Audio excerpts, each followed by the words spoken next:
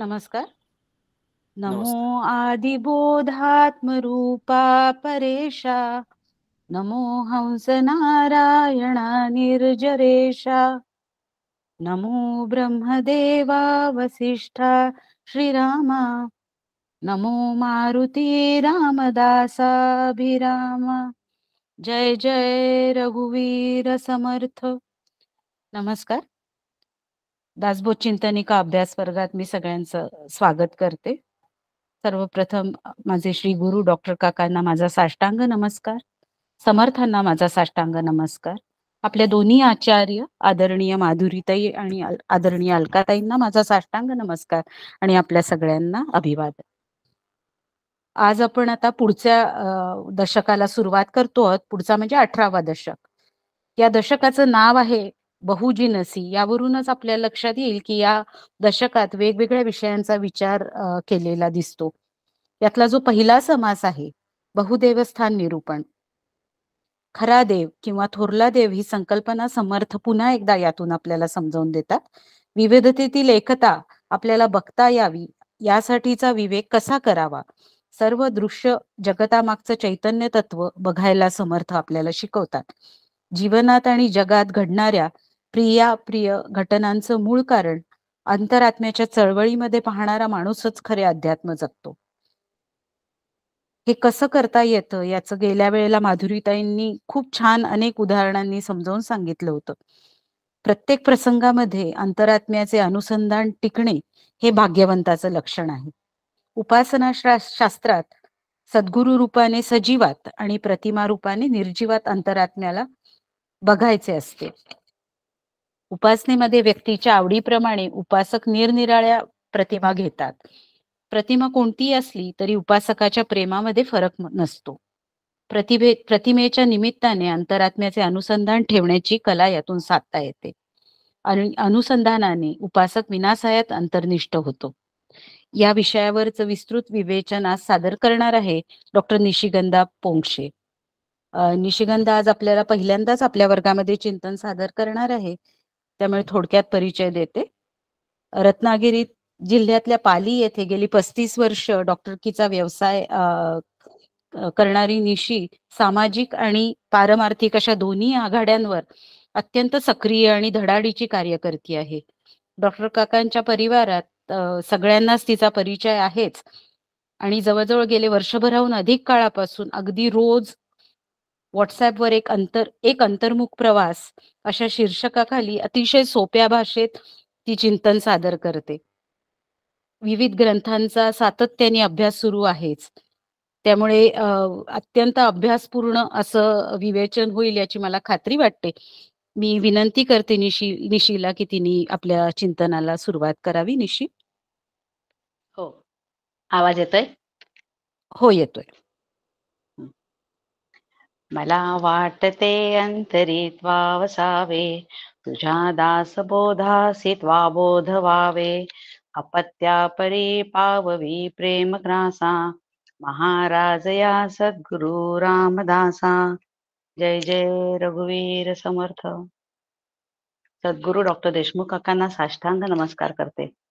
या वर्गाच्या आचार्या अलका मावशी आणि माधुरी मावशी यांनाही साष्टांग नमस्कार करते आणि आरतीताईंना धन्यवाद देते, कारण या समासात त्यांनी काय आहे ते खूप छान सांगितलंय आणि माझी ओळख करून दिली तर एवढी मोठी मी नाहीये, पण तरी सुद्धा मी तिला खूप धन्यवाद देते. आणि आपण सर्व श्रोतेजन, जगदीश मूर्ती तेथे माझी वित्पत्ती किती, बुद्धिहीन अल्पमती सलगी करीते. आजचा माझा चिंतनाचा विषय आहे दशक 18 समास पहिला बहुदेवस्थान. या समासातील अत्यंत महत्वाचा धागा म्हणजे सगुणाचे नि आधारे निर्गुण पाविजे निर्धारे हा असून ईश्वराच्या उपासनेतून एकमेव निर्गुण तत्वाची प्राप्ती आपण करून घ्यायची आहे, हे आपण विसरायचं नाहीये. जगामध्ये कितीतरी देव दिसतात, पण आपल्या अंतरी वास करणारा अंतरात्मा हाच खरा देव आहे, कारण आपले खरे स्वरूप निर्गुण निराकार सच्चिदानंद ब्रह्मतत्व आहे. देहबुद्धी ते आत्मबुद्धी करण्यासाठी साधकाने अंतर्मुख होऊन सतत अधिष्ठानाचे अनुसंधान ठेवले पाहिजे, असे साधनेचे मर्म देखील समर्थ आपल्याला या समासात सांगतात. ते कसे हे आपण समासाचा अभ्यास करता करता बघूया. तर या समासात एकूण 24 ओव्या आहेत. त्याचा आपण 4 भागामध्ये आपण त्या समजून घेऊया.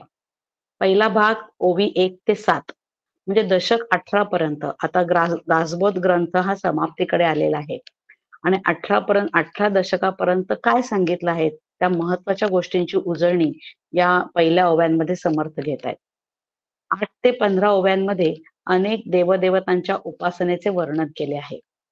16 ते 21 मध्ये आपला महत्वाचा धागा जो आहे, सगुणाचे नि आधारे निर्गुण पावीचे निर्धारे, म्हणजे प्रत्येक रूपाच्या पाठीमागे एकमेव अद्वितीय स्वरूपच असते हे सांगण्यासाठी अंतरात्म्याचे महत्व समर्थांनी सांगितले आहे. आणि ओवी क्रमांक 22, 23 व 24 मध्ये मोक्ष प्राप्तीसाठी अधिष्ठानाचे अनुसंधान व अंतर्निष्ठता खूप महत्वाची आहे अशी साधना आपल्याला पुढे सांगितली आहे. आता पहिल्याच ओवीत तुझं नमो गजवदना, तुझा महिमा कळेना, विद्या बुद्धी देसी जना, लहान थोरांसी. म्हणजे श्री गणेशाला वंदन करून तुझा महिमा कळत नाही असे म्हणतात, कारण ओंकार रूपी गजाननाचे निर्गुण स्वरूप अज्ञानाने आपल्याला कळत नाही. तो प्रत्येक जीवाच्या अंतर्यामी बसलेला आहे. लहान थोरांना बुद्धी देतो, म्हणजे त्याच्या सत्तेवर आपल्याला जगातील असंख्य गोष्टीचे ज्ञान होत असते. अंतर्मुख होऊन त्याचा शोध घेण्यातच मानवी जीवनाचे सार्थक आहे आणि हेच 24व्या ओवीत सांगून उपक्रम आणि उपसंहारातील एकवाक्यता समर्थांनी साधली आहे. ज्या वाणीच्या साह्याने, नामस्मरणाने, अनुसंधानाने स्वरूपाचा शोध आपल्याला घ्यायचा आहे, त्या 4 वाणी म्हणजे परा, पश्यंती, मध्यमा व वैखरी यांचा वाग्विलास सरस्वतीच्या अधिष्ठानावर असतो. अशा मायारूप शारदेचे स्वरूप जाणणारे फार कमी लोक आहेत. स्वरूपापर्यंत पोहोचण्यासाठी मायेचे स्वरूप नीट समजणे फार महत्वाचे असते. तिची कृपा होण्यासाठी तिला वंदन करून पुढे सृष्टीची रचना करणाऱ्या आणि 4 वेद निर्माण करणाऱ्या ब्रह्मदेवाचे समर्थ स्मरण करतात. कारण वेदांच्या आणि उपनिषदांच्याच आधारे जीवाला त्याचे स्वरूप समजून घेऊन परमानंदाची प्राप्ती करून घेता येते. मग हे परमानंद हेच आपले स्वरूप आहे हे दाखवण्यासाठी पुढे भगवान विष्णूंचे स्मरण करून विश्वातील सर्व यच्चयावत जीव भगवान विष्णूंच्या आनंदाच्या एका अंशावर जाणीवपूर्वक जीवन जगतात असेही सांगतात. यावरून आपण साधना करताना, उपासना करताना, तसेच अभ्यास करताना समजून घ्यायचे आहे की आपल्या सर्वांचे स्वरूप एकच म्हणजे आनंदरूप परमात्मा आहे. इथे सद्गुरू डॉक्टर काकांनी दशक 9 आणि समास 4 चा रेफरन्स घ्यायला आपल्याला सांगितलं आहे. कारण जाणीवपूर्वक जीवन जगणे म्हणजेच जाणण्यामागे जो जाणता आहे तो जाणता आला पाहिजे. थोडक्यात अधिष्ठान जाणता आले पाहिजे. आणि मग पुढे समर्थ सांगतातच, जे ते न जाणता जर आपण जर उपासना करीत राहिलो तर न जाणता कोटीवरी साधने केली परोपरी तरी मोक्षाचा अधिकारी होणार नाही. हे आपण विसरायचं नाहीये. कारण 9-4-26 म्हणजे 9व्या दशकामध्ये समर्थांनी पुढच्या ओवीत सांगितलंय, जाणीजे देव निर्गुण, जाणीजे मी तो कोण, जाणीजे अनन्य लक्षण, म्हणीजे मुक्त. आणि मुक्त व्हायचं असेल तर माया ब्रह्म ओळखावे, आपणास आपण जाणावे. हे जाणण्याचा एकच उपाय आहे आणि तो म्हणजे शास्त्राचा अभ्यास करता करता भगवंताचे नामस्मरण करणे, अनुसंधान ठेवणे. आणि यासाठी भोळ्या शिवशंकराचे स्मरण करून तो नित्य रामनाम घेत आहे असे सांगून रामनामाचे महत्व समर्थ आपल्याला पुढे सांगतात. ओवी क्रमांक 7 मध्ये जीवाच्या पापपुण्याची नोंद करून प्रत्येक जीवाला संचित आणि प्रारब्ध कर्माचे फळ देणारा यमधर्म धन्य होय असेही सांगत आहेत. आता पुढे 8 पासून 15 पर्यंत अनेक देवदेवतांच्या उपासना म्हणजे त्यांचे महात्म्य, तसेच त्यांची आराधना कशी करायची, त्याचे फळ प्राप्त कसे होते हे सांगितले आहे. हे सांगताना त्यांचा उद्देश महत्वाचा हा आहे की अनेक भाविक लोकांनी उपासनेसाठी ईश्वराला नाना रूपे दिली व त्या संबंधीच्या कथा लिहून त्यांच्या उपासनेचे विधीही निर्माण केले. परंतु हे भाविक त्यांच्या देहाची उपासना करण्याच्या भरात त्या देहातील तत्व विसरतात आणि तेच तत्व आपल्यातही आहे हे लक्षात न घेता उपासना करत राहतात. समर्थ म्हणतात, सकळ देवांचे मूळ तो हा अंतरात्माची केवळ, भूमंडळी भोग सकळ त्यासीच पडे. म्हणजे हे जे काही भोग आपण भगवंताला चढवतो, नैवेद्य दाखवतो, ते सर्व केवळ एकाच अंतरात्म्याला पोचतात. मग आता हा आपण ईश्वराची उपासना, मग हे ईश्वर म्हणजे काय? आपलं सगळं झालेलं आहे मागे. तर एकमेव अद्वितीय परमतत्व जेव्हा मायेच्या उपाधीचे सहाय्य घेऊन जगाची निर्मिती करतो, तेव्हा त्याला ईश्वर असे म्हटले जाते. मग जगाची निर्मिती करण्यासाठी गुणांची आवश्यकता असते. ईश्वर सगुण निराकार आहे. तमोगुणातून पंचमहाभूत हे आपलं मागच्या दशकात झालंय. रजोगुणातून कर्मेंद्रिय, ज्ञानेंद्रिय आणि सत्वगुणाचा परिणाम म्हणून अंतःकरण निर्माण झाले. या गुणांमुळे सर्व जीवसृष्टी आणि चराचर निर्माण झाले. आता ईश्वराने निर्माण केलेल्या या जगात कंसासारखी, रावणासारखी, कौरवांसारखी माणसे निर्माण होतात. जे अधर्मी असतात, सज्जनांना त्रास देतात. तेव्हा त्यांच्या नाशाकरता तो ईश्वर सगुण साकार होतो. कधी दत्त, कधी राम, कधी कृष्ण, कधी विष्णू, कधी विठ्ठल म्हणून तो नामरूपाला येतो. हा भगवंत सगुण साकार आहे म्हणून तो उपास्य आहे. डॉक्टर काका म्हणतात, करता करविता ईश्वराची उपासना करून अकर्ता आत्मा मी आहे याचा अनुभव जीवाने घ्यायचा असतो. म्हणूनच सगुण साकार मूर्तीच्या उपासनेच्या माध्यमातून आपल्याला निर्गुणाची प्राप्ती करून घ्यायची आहे. उपासनेचे महत्व समर्थ देखील सांगतात. ते म्हणतात, उपासनेचा मोठा आश्रयो, उपासने विण निराश्रयो, उदंड केले तरी तो जयो, प्राप्त नाही श्रीराम. म्हणून उपासना करून निर्गुण निराकार सच्चिदानंद तत्व आत्माराम आपल्याला प्राप्त करून घ्यायचं आहे. आणि हे जाणून समजून उमजून उपासना केली. हे जर न जाणता आपण उपासना करत राहिलो तर कितीही उपासना केली तरी त्याचे फळ आपल्याला प्राप्त होणार नाही. आणि उपासना करताना भगवंताचे अनुसंधान ठेवणे सोपे होते. म्हणजे उपासनेचं महत्व की आपल्याला अनुसंधान ठेवायचं आहे. मग अनुसंधान म्हणजे काय? तर सतत त्याला पाहावे, सतत त्याचे कीर्तन करावे, त्याच्याबद्दल बोलावे, वाचावे, ऐकत राहावे, त्याच्या कथा सांगाव्या. ह्यालाच भक्ती म्हणतात. सतत त्याच्याशी अनुसंधान म्हणजेच त्याच्याशी एकनिष्ठ होणे. हा एकनिष्ठ पुढच्या ओवीमध्ये समर्थ सांगणार आहेत. मग हे अनुसंधान राहण्यासाठी काय करायचं? तर तुकाराम महाराज म्हणतात, सदा माझे डोळा जोडो तुझी मूर्ती, रखुमाईचा पती सोयरिया. गोड तुझे रूप, गोड तुझे नाम, देई मज प्रेम सर्व काळ. अशा सतत त्याच्या आठवणीत, त्याच्या सहवासात राहावे, त्याची पूजा करावी, त्याची सेवा करावी आणि सतत त्याचे चिंतन करावे. पण हे करताना सकळ देवांचे मूळ, तो हा अंतरात्माची केवळ, भूमंडळी भोग सकळ त्यासीच घडे. हे आपण विसरायचं नाहीये. कारण आपला मूळ धागा आहे सगुणाचे नि आधारे, निर्गुण पाविजे निर्धारे.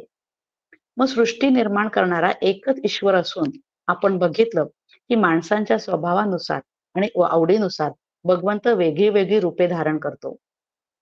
खंडेरायाच्या भंडाऱ्याने भक्त त्याच्या रंगात रंगून तेच तसेच होतात. तर पांडुरंगाच्या रंगात एक रंग होऊन जातात. मात्र सामान्य माणसं काय करतात? आपलाच देव आणि आपलीच उपासना किती श्रेष्ठ आहे याचा अहंकार मनात धरतात आणि तू मी सुरू होतात. मग कीर्ती, अपकीर्ती, निंदा, स्तुती हे सगळं सुरू होतं. पण ते सगळं केवळ एकाच अंतरात्म्याला पोहोचतात याचा विचार कोणी करत नाही. खरं तर आपण बघतो की जर नावं ठेवली कोणाला तर ती माझ्याच अंतरात्म्याला लागतात. हे समजून जर आपण घेतलं तर अनेक चुकीची कर्म बुमरँग प्रमाणे आपल्यावरती उलटणार नाहीत. पण काय होतं, मी देह या अहंकाराने माणसे देहाच्याच विचारात राहतात आणि त्यामुळे अंतर्मुख होऊन अंतःकरणाला सतत व्यापून राहिलेला आत्मारामाला ते जाणू शकत नाहीत आणि त्याच्याकडे दुर्लक्ष करतात. हेच समर्थ सांगतात, प्राणी स्वाभिमाने भुलले, देहाकडे पाहत गेले, मुख्य अंतरात्म्यास चुकले, अंतरी असोनी श्रीराम.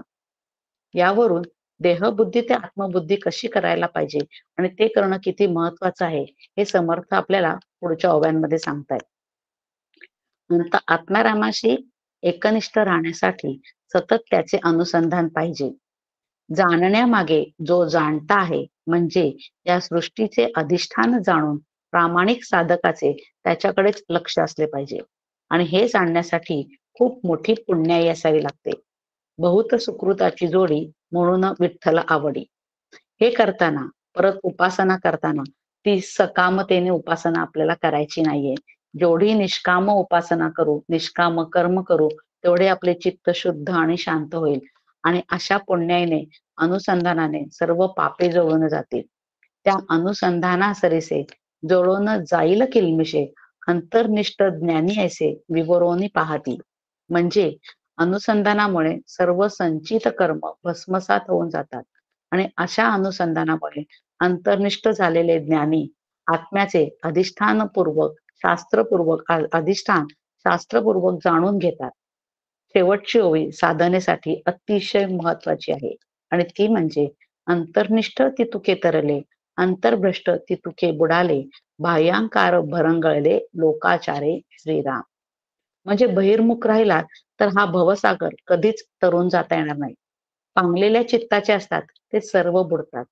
सामान्याचा आचार आणि विचारांच्या मध्ये, बहिरंगामध्ये, लोकरूढीमध्ये आपले चित्त सतत पांगलेले राहते.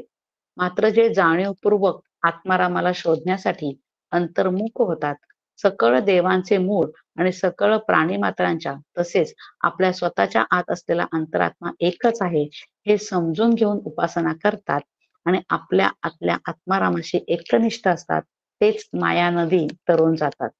माऊली आपल्याला हेच सांगतात, येथे एकची लीला तरले, जे सर्व भावे मज भजले, तया ऐलीच थडी सरले मायाजळ. म्हणजे ज्यांनी काया वाचा मनाने मला भजले, माझ्याशी एकनिष्ठ राहिले, माझीच भक्ती केली, त्यांना माझ्या प्रसादाने ज्ञान होऊन त्यांच्याकरता अलीकडच्या काठीच मायाजल संपून जाते.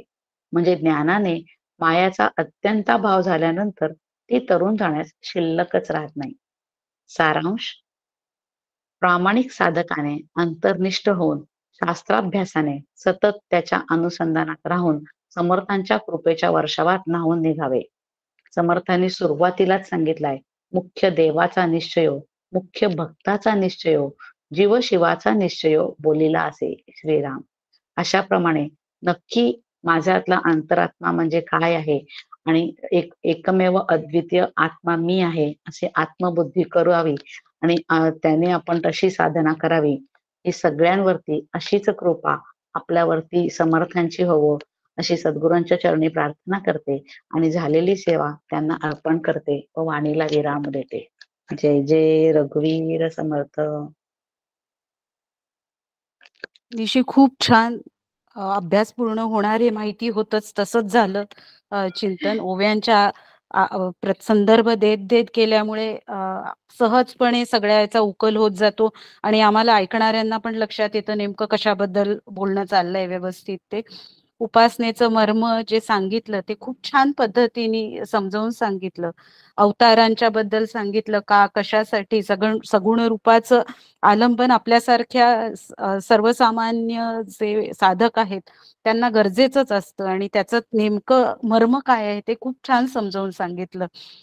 सगुणाचे नि आधारे निर्गुण पाविजे निर्धारे हा धागा पकडून ठेवायचा हेच यातलं सगळ्यात महत्वाची गोष्ट आहे. निष्काम कर्म आणि उपासनेचं महत्व सांगितलंच. आणि शेवटची ओवी जी आहे, अंतर्निष्ठ ती तुके तरले, अंतर्भ्रष्ट ती तुके बुडाले, ही तर आपण आतापर्यंत आचार्य देखील अनेक वेळा ही ओवीचा उल्लेख केला जातो आणि त्याचाही अर्थ खूप छान पद्धतीने समजावून सांगितलं. एकंदरीतच छानच झालं चिंतन तुझं. यानंतरचा आजचा जो आपला अभ्यासाचा समास आहे तो आहे सर्वज्ञ संघ निरूपण. व्यवहार ज्ञान असो वा आत्मज्ञान, माणसाला ज्ञानी माणसाकडून ते समजावून घ्यावे लागते. बुद्धीने हे ज्ञान होते. आत्मबुद्धी अथवा सद्बुद्धी आणि देहबुद्धी अथवा व्यवहार बुद्धी असे ज्ञान संपादन करणाऱ्या बुद्धीचे दोन प्रकार. देहबुद्धीने मिळवलेल्या व्यवहारी ज्ञानाचा पाया स्वार्थामध्ये असतो. कधी कधी त्यामुळे इतरांची हानी होण्याची देखील शक्यता असते. त्यामुळे तेथे ज्ञानाचे पावित्र्य टिकतेच असं नाही. त्याच्या उलट अंतःकरण वैराग्याने निर्मल, निस्वार्थ, पवित्र झाल्याशिवाय आत्मज्ञान होतच नाही. आणि म्हणूनच आत्मज्ञानाने कधीही कुणाचा घात होणेच शक्य नाही. आत्मज्ञानाने अंतरंग साफ बदलते. म्हणून जीवनाकडे आणि जगाकडे पाहण्याचा एक अगदी आगळाच दृष्टिकोन प्राप्त होतो. अशा आत्मज्ञानी संतांच्या सहवासाचा फायदा करून घ्यावा आणि त्याचं फलित काय हे या समासात समर्थ सांगतात. यावरचं चिंतन आज सादर करणार आहे अमोद रिसबूड. मी अमोदला विनंती करते की त्यांनी सुरुवात करावी. अमोद. जय जय रघुवीर समर्थ. गुरुर्ब्रह्मा गुरुर्विष्णू गुरुर्दैवो महेश्वरः. गुरु साक्षात परब्रह्म तस्मै श्री गुरवे नमः. श्री समर्थांना वंदन, श्री गुरूंना वंदन. आपल्या वर्गाच्या दोन्ही आचार्या आदरणीय अलकाताई, आदरणीय माधुरीताई या दोघींनाही वंदन. आणि आपण सगळे सहाध्यायी श्रोते आपल्या सगळ्यांना प्रेमपूर्वक नमस्कार. 18व्या दशकातल्या दुसऱ्या समासाचं काही चिंतन करायचा प्रयत्न आपण करूया. दशक 12 समास 3 भक्त निरूपण हा जो समास आहे त्यात एक दुसरीच ओवी आहे की इहलोक साधा या कारणे जाणत्याची संगती धरणे, परलोक साधा या कारणे सद्गुरु पाहिजे श्रीराम. आता ही जी ओवी आहे तिचा आधार घेत किंवा तिचा जणू विस्तार हा दुसरा सर्वज्ञ संघ निरूपण हा समास आहे असं वाटतं. म्हणजे इहलोक साधण्यासाठी जाणत्याची संगती हवी आणि परलोक साधण्यासाठी सद्गुरू पाहिजे हा त्या ओवीचा मथितार्थ. आणि तोच विषय इथे विस्तार पावलेला इथे दिसून येतो त्या समासात. म्हणजे प्रपंचाच्या दृष्टीने आणि परमार्थाच्या दृष्टीने असं तौलनिक मार्गदर्शन समर्थांनी इथे केलेलं आहे. आता या समासाचं नाव पाहिलं तर सर्वज्ञ संघ निरूपण. सर्वज्ञ हा शब्द जो आहे तो प्रामुख्याने ईश्वराला उद्देशून वापरला जातो की सगळं जाणता, सगळ्या ज्ञानी असं म्हणून. आणि आता सर्वज्ञाचा संघ, अशा सर्वज्ञाचा संघ म्हणजे प्रापंचिक दृष्ट्या सुद्धा आपण म्हणतो ना एखाद्या व्यक्तीला एखाद्या गोष्टीतलं एखाद्या क्षेत्रातलं त्याला सगळं माहिती आहे, तर त्या क्षेत्रापुरतं सगळं माहिती असलेला प्रपंचातला सर्वज्ञ म्हणजे जाणता म्हणजे ज्ञानी, आणि पारमार्थिक दृष्ट्या सगळं जाणणारा ज्ञानी हा ईश्वर, त्याचा संघ. संघ म्हणजे त्याच्या गुणांचं लक्षणांचं अनुसंधान, त्याचा अभ्यास, असा सगळा विचार या समासात अपेक्षित आहे. आत्ताच आपण निशिताईंकडून ऐकलं 18.1 या समासाबद्दल की त्याच्यात अंतरात्म्याला जाणणं हेच आपलं एक ध्येय असावं. 21व्या ओवीत गेल्या समासात समर्थ काय म्हणाले की प्राणी स्वाभिमाने भुलले देहाकडे पाहत गेले, मुख्य अंतरात्म्यास चुकले अंतरी असून. अंतःकरणातच ते ईश्वराचं दर्शन असून सुद्धा आम्ही अभिमानाने भुललो आणि देहाकडे, माझ्या देहाकडे आणि इतरांच्या देहांकडे त्याच्याचकडे आमचं लक्ष असल्याने अंतरातल्या परमेश्वराला आम्ही चुकलो. पुढे त्यांनी तेच म्हटलं की अंतर्भ्रष्ट झालो, बाह्याकारे भरंगळलो. म्हणजे थोडक्यात जे करायला हवं होतं ते आजवर केलं नाही. आणि त्याच इथे तिथपासूनच सुरुवात केली आहे की ही जरी आपलं कर्तव्य असलं तरी ते कुठेतरी करण्यात चुकलेलो आहोत आम्ही. नेणपणे झाले ते झाले अशी सुरुवात समर्थांनी केलेली आहे. नेणपणे म्हणजे काय तर दुश्चित्तपणे म्हणा, करंटपणे, कुविद्येची लक्षणं, दुर्गुणांची लक्षणं. 18.2 पर्यंत येता येता जी काही मध्ये वाईट लक्षणं जी आहेत ती कमी अधिक प्रमाणात आमच्यामध्ये असल्याने अद्याप परमेश्वराची प्राप्ती झालेली नाही. त्यामुळे 18.2 पर्यंत इथे येता येता जे काही वाईट लक्षणं पाहिली ती आमच्यात आहेत. पण ठीक आहे, आता जे झालं ते झाले ते होऊन गेले. आता मात्र जाणपणे वर्तले पाहिजे नेमस्त श्रीराम. त्यामुळे आतापर्यंत जे माझं कर्तव्य मला करायला हवं होतं ते मी नाही केलं किंवा कमी अधिक शक्तीने केलं, पूर्ण ते झालेलं नाही, पण अजूनही मला सुधारण्याची संधी आहे. आणि त्याच्यासाठी हा समाज समर्थाने इथे लिहिलेला आहे. आता असं आहे पहा की आपल्या सगळ्यांचं ध्येय अंतरात्म्याला जाणणं हेच आहे. पण त्याच्यासाठी जसं आरतीताई आणि निशिताई म्हणाल्या की अंतःकरणाची शुद्धता ही सगळ्यात महत्वाची आहे. आणि त्याच्यासाठी अंतःकरण शुद्ध करण्यासाठी उत्तम कर्म करणं हा एकमेव उपाय आहे. त्यामुळे या समासात जो प्रापंचिक अंगाने उपदेश दिलेला आहे तो अंतःकरण स्वच्छ होण्यासाठी आहे. आधी कर्माचा प्रसंग असं समर्थ म्हणतात, तसं आधी कर्म माझी स्वच्छ झाली पाहिजेत. म्हणून काय करा तर जाणत्याची संगती धरावी. समर्थ इथे आता आपण मूळ विषयाला येतोय की जो सर्वज्ञ संघ किंवा जाणत्याचा संघ तो कसा आहे ते इथे समर्थ आपल्याला सांगायला सुरुवात करतात. कारण आमचा जो प्रपंच आहे तो परफेक्ट झाला पाहिजे, शुद्ध झाला पाहिजे. त्याच्यासाठी आमची जी संगत आहे किंवा ज्यांच्या आधाराने आम्ही तो प्रपंच करतोय तो शुद्ध असला पाहिजे, म्हणून जाणत्याची संगती धरावी असं समर्थ सांगतायत. आता 3 ते 5 या ओव्यांमध्ये अगदी बेसिक्स गोष्टीपासून कसं जाणत्याला किंवा ज्ञानी व्यक्तीला धरून राहावं हे समर्थांनी इथे सांगितलंय, की अगदी जाणत्यापाशी लेहो शिकावे वाचू शिकावे आणि अल्टिमेटली जाणत्यापाशी पुसावे सकळ काही. म्हणजे आपल्याला जे काही करायचं आहे, म्हणजे म्हणतो ना आपण कुठल्याही क्षेत्रातलं गमभन गिरवणं, अगदी लहान मुलांचं सुद्धा आजकाल नर्सरीत पाया पक्का झाला पाहिजे म्हणून पालक किती आग्रही असतात पहा, की 2 वर्षात ह्याचं काही फारशी याला अक्षर ओळख या शाळेत नीट शिकवलंच नाही, त्यामुळे आता त्याला ग्रास्प करायला थोडं कठीण पडतंय. जाणता धरला नाही तर कशी गडबड होते. कुठल्याही क्षेत्रात आपण नवीन उद्योग सुरू केला, व्यवसाय सुरू केला, तर सुरुवातीचे बेसिक्स आपले गडबडले तर पुढे ती हवी तशी ग्रिप येत नाही. म्हणून आधी उमेदवारी करावी किंवा योग्य व्यक्तीकडून मार्गदर्शन बेसिक्स कसे शिकून घ्यावेत हे समर्थ इथे 3 ते 5 या ओव्यात सांगतात, की जाणत्यास करावा उपकार, जाणत्यास झिजवावे शरीर, त्याचा जाणत्याचा पहावा विचार किंवा जाणत्याचे संगतीने झिजावे रिझावे विवर विवरो.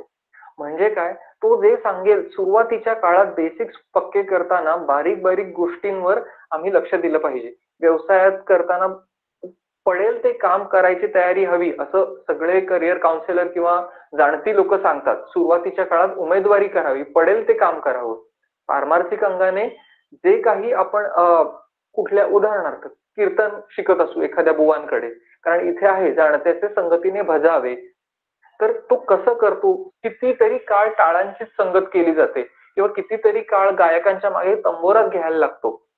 पण हे झिजण्यातून अनेक गोष्टी शिकण्यासारख्या असतात. पण कधी जर विवरो आम्ही विवरलं तर हा असा सगळा बेसिक्स क्लिअर करण्याचा मुद्दा आहे जो 3 ते 5 या ओवींमध्ये आलेला आहे.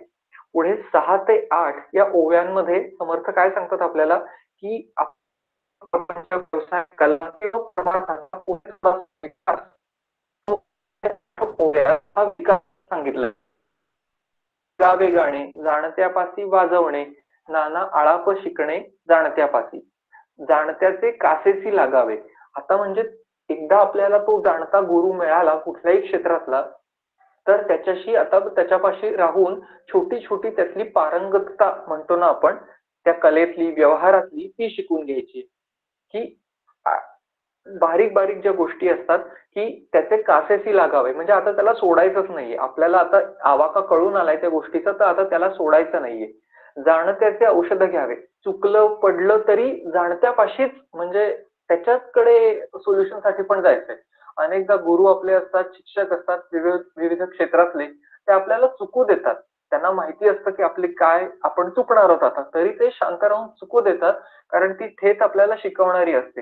पण ठेच लागल्यावर अविश्वास दाखवून दुसरीकडे जाऊ नये, जाणत्याला सोडू नये, औषधही त्याच्याचकडे घ्यावं असं समर्थ इथे आपल्याला सांगतायत. म्हणजे त्याच्यातून थोडक्यात ह्या 3 ते 8 ओव्यांमध्ये आपण काय शिकतोय, की अशा योग्य व्यक्तीचाच आधार आपण आपल्या जीवनात प्रपंच आणि परमार्थासाठी घ्यायचा आहे, की जेणेकरून आपल्याला नंतर फ्रस्ट्रेशन येणार नाही. अनेक गोष्टीत पहा की आमच्या मुलाचा आवाजच या शिक्षकांनी खराब केला, किंवा आध्यात्मिक क्षेत्रात सुद्धा पोटभरे जे संत गुरु असतात, अडक्याचे 3 समर्थ जे म्हणतात, अशा गुरूंच्या पायी आम्ही 10-10 वर्ष घालवली आणि आता कळून आलं ते फ्रॉड आहेत. हा असा जो प्रकार असतो, जे फ्रस्ट्रेशन येतं, आयुष्यातली वर्ष फुकट जातात. कारण आपल्याला हा एकच मनुष्य जन्म वापरून घ्यायचा आहे. त्याच्यासाठी ही लक्झरी परवडणारी नाही, की काही वर्ष चुकलं तर चुकलं पुन्हा करू. वर्ष वगैरे वाया घालवणं, समर्थ इथे क्षण वाया घालवू नये सांगतात. जर आयुष्य वाया न घालता परफेक्ट वापरायचं असेल तर परफेक्ट माणसाची संगत पाहिजे, हे आमच्या लक्षात यायला हवं. पुढे 9 ते 14 या ओव्यांमध्ये आणखीन जाणत्याच्या संगतीत राहून आमच्या बुद्धीचा विकास झाला पाहिजे अशी अपेक्षा समर्थ करतात. 9 ते 14 या ओव्यांमध्ये जो जाणत्याच्या पाशी आम्ही आहोत त्याचं व्यक्तिमत्वाचा अभ्यास, त्याच्या चरित्राचा अभ्यास, तो काय उपदेश सांगतो त्याचं सूक्ष्म चिंतन, त्याचं बारीक निरीक्षण, हे सगळं आपल्याला अपेक्षित आहे. पुण्याचे जे स्वामी माधवानंद आहेत ते फार छान गोष्ट सांगतात. ते म्हणतात की आपण पारमार्थिक ग्रंथांचा जसा अभ्यास करतो तसाच पॅरलली अशा पारमार्थिक ग्रंथ जगलेल्या मंडळींच्या चरित्रांचा सुद्धा अभ्यास केला पाहिजे. त्यामुळे त्यांच्या संप्रदायात चरित्रांच्या अभ्यासाला म्हणजे लोकमान्य टिळक असतील, संत कबीर, रमण महर्षी, गोंंदवलेकर महाराज अशांच्या चरित्रांचं, कारण हे जगलेली आहेत ही मंडळी, त्यामुळे चरित्रांचा अभ्यास ही जे थिअरी आहे ती वागलेत कसे हे अभ्यास करणं सुद्धा फार महत्वाचं आहे. आता कसं ते आपण पाहू की जाणता बोलेल तैसे बोलावे, सांगेल तैसे चालावे. म्हणजे आता तो कसं वागतोय, त्याने सांगितलेल्या उपदेशानुसार मला वागलं पाहिजे हे इथे आपल्याला कळतं. 9व्या ओवीतलं हे दुसरं चरण पहा किती महत्वाचं आहे की जाणत्याचे ध्यान द्यावे नाना प्रकारे. म्हणजे जाणत्याचे ध्यान मध्ये आपल्याला दोन म्हणजे छटा कळतात की जाणत्याचे ध्यान म्हणजे काय की एकतर तो तो जे सांगेल त्या गोष्टीचं मला ध्यान लागलं पाहिजे की असं करायचं म्हणजे असंच करायचं, आणि दुसरं जाणत्याला ज्या गोष्टीचं ध्यान आहे त्याचं ध्यान मला लागलं पाहिजे. उदाहरणार्थ आपले जे क्रांतिकारक होते, आता स्वातंत्र्यवीर सावरकरांना फॉलो करणारी जी मंडळी होती त्यांनी सावरकरांनाही फॉलो केलं आणि सावरकरांनी जे ध्येय मानलेलं होतं की देशसेवा, तर ते इनडायरेक्टली त्यांनी सुद्धा तेच ध्येय मानलं. जे माझ्या जाणत्याचं ध्येय आहे तेच माझं ध्येय. अशा दोन्ही दृष्टीने की पारमार्थिक दृष्ट्या की जे काही गुरु सांगतायत त्या उपदेशाचं ध्यान मला लागलं पाहिजे, आणि गुरूंना कशाचं ध्यान आहे तर त्यांना ब्रह्मस्वरूपाचं ध्यान आहे तर मलाही त्याचं ध्यान लागलं पाहिजे. तर असं जाणत्याचं ध्यान मला लागलं पाहिजे. जाणत्याच्या कथा शिकाव्या, युक्ती समजाव्या, गोष्टी विवरव्या. पुन्हा तेच की चरित्राचा बारीक बारीक अभ्यास. एक छोटीशी गोष्ट सांगतो की युक्ती समजाव्या म्हणजे कसं पहा की जाणतात. तर दासगणू महाराजांची गोष्ट आहे की इंदूरच्या होळकरांच्या दरबारात म्हणजे त्यांच्या पुढच्या पिढीमध्ये तर त्यांचं दासगणू महाराजांचं एकदा त्यांनी कीर्तन आयोजित केलं होतं, आणि महाराज तर अगदी म्हणजे जसं समर्थ सांगतात मोले कीर्तन करू नये तसं काही पैसे घेत नसत कीर्तनाचे, त्यामुळे त्यांनाही हे माहिती होतं. पण तरी जाताना त्यांनी फुल ना फुलाची पाकळी म्हणून काहीतरी आडवळणाने वस्तू आणि काही रक्कम अशी की तुमची कीर्तनाची ही बिदागी नाही पण आम्ही वेगळं म्हणून देतोय असं त्यांनी देऊ केलं.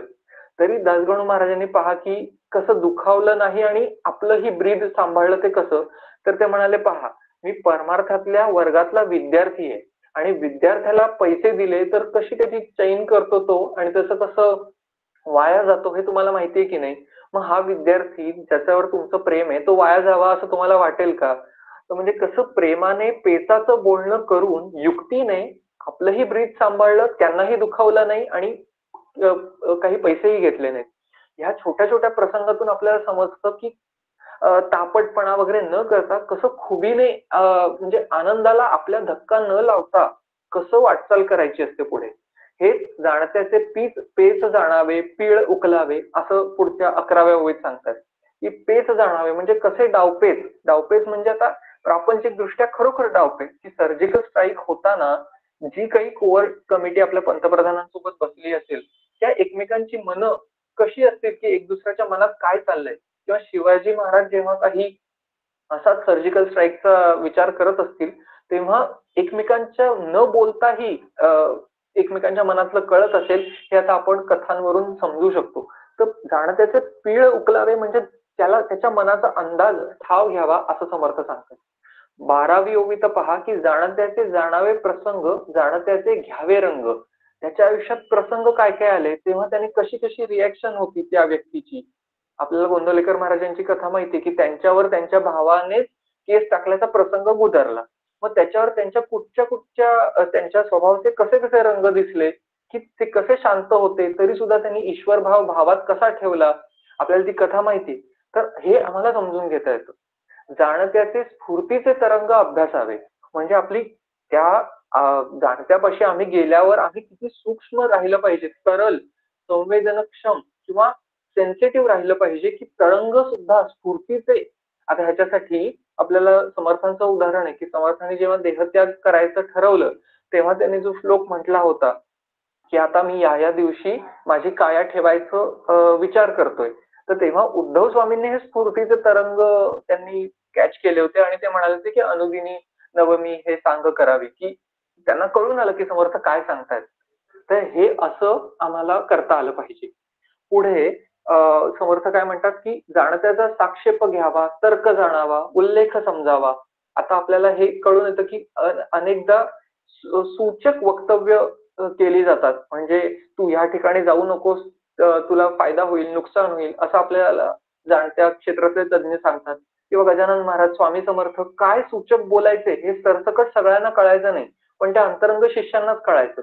त्यामुळे जाणता पकडल्यावर आपलीच किती जबाबदारी आहे हे आपल्याला लक्षात येतं की आम्ही किती सेन्सिटिव्ह असलं पाहिजे. आता साधारण 15व्या ओवी पासून पुढे जे काही आहे ते अगदी प्युअर आध्यात्मिकच समर्थाने इथे बोध केलेला आहे की जाणत्याची कवित्वे शिकावे, गद्य पद्य ओळखावी, जाणत्याचे पहावे प्रबंध, जाणत्याचे वचनभेद, जाणत्याचे नाना संवाद बरे शोधावे. म्हणजे जो काही आपले श्री गुरु असतील त्यांच्या संप्रदायातलं जे काही लेखन असेल, कवित्व असेल, कारण त्या पदांमध्ये सुद्धा आपल्यासारख्या टळट लावलेल्या 4 ओळी नसतात त्या. आपल्याला माहिती आहे अभंगांमध्ये किंवा पदांमध्ये सुद्धा किती अर्थ साठवलेला आहे. तर त्यांचा वारंवार अभ्यास करावा. स्वामी स्वरूपानंदांच्या संप्रदायात त्यांचे अभंग अभ्यासण्याची पद्धत आहे. किंवा जाणत्याचे वचनभेद, नाना संवाद, म्हणजे श्री गुरु डॉक्टर काकांचा एक अलकाताई नेहमी तो प्रसंग सांगतात की बौद्ध संप्रदायाची काही मंडळी आली होती आणि त्यांनी वाकडे तिकडे प्रश्न विचारले. तर ते वचनभेद, कसा वचनांचा भेद केला किंवा वचनांचे वेगवेगळे भेद करून कसे अर्थ लावून त्यांचे त्या संवादातून डॉक्टर काकांनी त्या बौद्ध तत्वज्ञानांच्या त्यांच्या गैरसमजुतीचा निराशही केला, त्यांच्या मताचं खंडनही केलं, पण त्यांना न दुखावता. तर बारीक बारीक साधकांच्या संवादातून आपल्याला पुष्कळ शिकण्यासारखं असतं. गोंंदवलेकर महाराजांचे सुद्धा किंवा कलावती आईंचे साधक संवाद खूप प्रसिद्ध आहेत आणि आपल्यासाठी जे लिहून ठेवले ते आपण वाचले पाहिजेत. पुढेही छान आहे की जाणत्याची तीक्ष्णता, सहिष्णुता, उदारता, कसं वागणं आहे जाणत्याचं, जाणत्याचा काळ सार्थक, जाणत्याचा अध्यात्म विवेक हा कसा करतो जाणता. म्हणजे 2 प्रसंग सांगावेसे वाटतात तिथे की आदरणीय अक्का वेलणकर होत्या, त्यांच्या बाबत एका साधकांनी सांगितलेला हा प्रसंग आहे की पुण्यातून अक्का आणि त्या साधिका असं कुठेतरी चालल्या होत्या आणि त्या ज्या ताई होत्या त्या काय रिक्षातून बाहेर बघत होत्या. तर अक्काने त्यांना विचारलं की तू बाहेर काय बघतेस, 30-30 दुकानं तुझ्या माहितीची, ती काय बघतेस. मग त्यांनी म्हटलं की मी आता रिक्षात बसले तर काय करू, बाहेर बघते. तर म्हणाले अगं नाम घे ना. त्यामुळे असं अक्काने त्यांनी अनेक प्रसंग सांगितले होते. अशा कित्येक प्रसंगात अक्का जाणत्या रूपाने येऊन अगं हे का करते, त्याच्याऐवजी नाम घे ना, कपडे वाळत घालताना, भांडी घासताना. तर ते कानात इतकं राहिलेलं आहे त्या ताईंच्या आणि श्रोत्यांच्याही आम्ही ज्यांनी ऐकलं की अक्कांचे शब्द अनेकदा कानात येतात की असंच मी रिक्षात बसल्या मला खूपदा आठवतं की नाम घे ना अरे. तर की जाणता कसा साक्षेप म्हणजे वेळ वाया जाऊ न देणं. आणि दुसरं एक सांगावंसं वाटतं त्याच्याच कनेक्शन मध्ये आहे, कारण की आदरणीय आपल्या अलकाताई, की अलकाताईंना एकदा प्रश्न विचारला होता की तुम्ही इतकी सगळीकडे कामं करून सुद्धा थकवा कसा नाही तुम्हाला, किंवा अनेक ठिकाणी तुम्ही प्रवचन करता किंवा अनेक व्याप आहेत तुमच्या मागे, तरी तुम्ही थकत कशा नाही.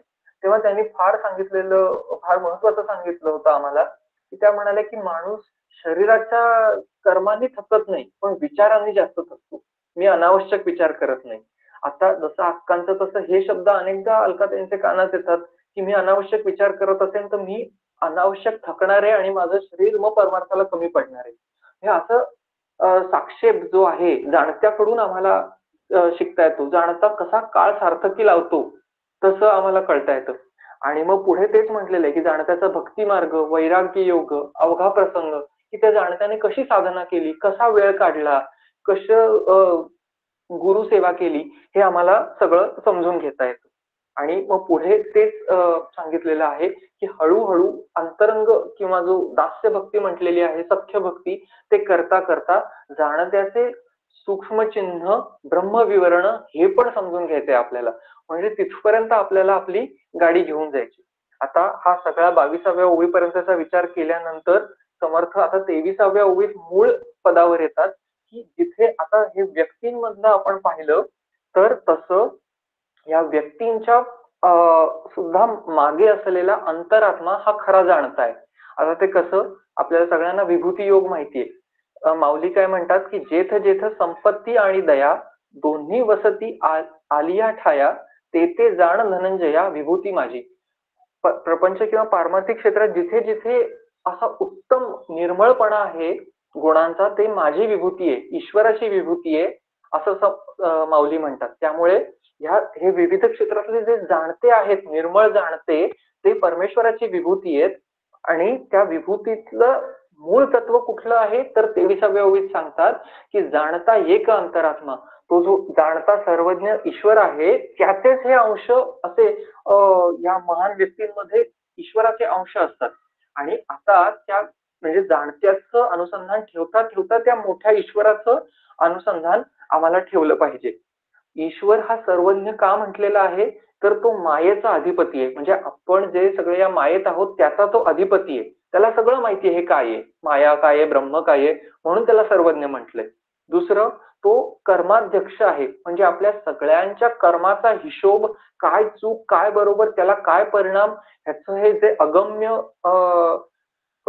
ही सिस्टीम आहे त्यात तो ती जाणतो, म्हणून तो सर्वज्ञ आहे. आणि तिसरं, तो स्वतःचंही स्वरूप ओळखतो, माया ओळखतो, ब्रह्म ओळखतो, म्हणून तो सर्वज्ञ आहे. अशा दृष्टीने तो ईश्वर सर्वज्ञ आहे आणि त्यांनी ही सृष्टी केली आहे. आपल्याला माहितीये की ईश्वरच सर्व भूतानां, सगळ्या भूतांमध्ये तो ईश्वरच आहे हे जाणून त्याची शरणागत राहणं. 24व्या ओवीत पहा की परमेश्वराचे गुणानुवाद अखंड करावा संवाद. तो किती मोठा आहे हे एकदा समजून घेतल्यावर आमचे छोटे छोटे जे काही यशाचे तुषार असतात ते आम्हाला फार छोटे वाटायला लागतात आणि मग कर्ता भाव अहंकार सहजच गळून जातो. म्हणून त्याचं मोठेपणा, ईश्वराचं जिथे तिथे अनुसंधान ठेवलं की आमची सहजच शरणागती साधली जाते. आणि म्हणून 28व्या ओळीत समर्थ काय म्हणतात की सर्व काळ संभाषण तदांशेची करावे. तदांश त्याचाच अंश मी आहे हे लक्षात घेऊन त्याच्याच बद्दल बोलावं. आता मीही त्याचाच अंश आहे, समोरची व्यक्तीही त्याचाच अंश आहे.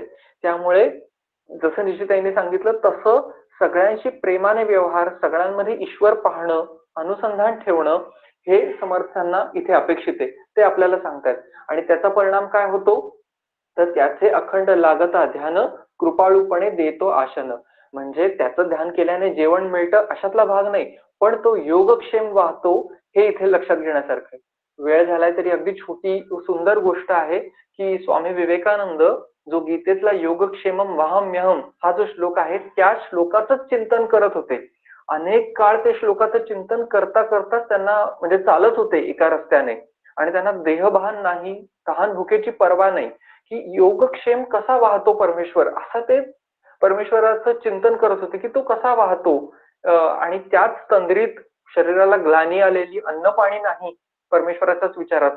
आणि असं करत करत ते एका रेल्वे स्टेशनशी येऊन बसले आणि एका झाडाखाली त्यांना येऊन भोवळ आली आणि ते ग्लानीत झोपून गेले.